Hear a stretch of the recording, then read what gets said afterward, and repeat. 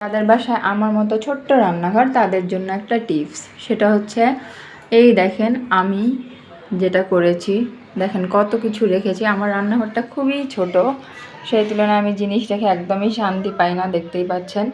তো আমার মাথায় যেটা আসছে যে এই যে কাপড় রাখার যে হ্যাঙ্গারগুলো আছে বা স্ট্যান্ড আছে দরজার পিছনে যেগুলো আমরা দিই, তো এগুলো আপনারা দিবেন, দেখবেন যে খুব সুন্দরভাবে গুছিয়ে রাখা যায় রান্নাঘরটা। তো আমি এইভাবেই গুছিয়ে রেখেছি। আর এখানে এই স্ট্যান্ডটা খুবই কার্যকরী একটা স্ট্যান্ড। রান্নার পরে দেখা যায় যে এই যে গরম জিনিসপত্র থাকে এগুলো সরাসরি টেবিলে না নিয়ে এখানে রাখা যায় আর কি।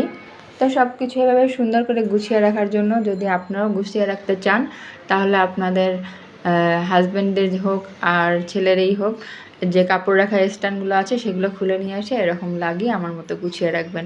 তো আইডিয়াটা কেমন দিলেন জানাবেন সবাই কমেন্ট করে। আর হচ্ছে জামাইয়ের বা ছেলের আনতে হবে না, আপনার এগুলো আরএফএলের বেস্ট বাইয়ে গেলে এরকম স্ট্যান্ড পাবেন অ্যাভেলেবেল। তো এগুলো নিয়ে এসে লাগিয়ে দিবেন আর এভাবে গুছিয়ে রাখবেন। তো কেমন লাগলো ভিডিওটা কমেন্ট করে জানাবেন সবাই। আল্লাহ হাফেজ।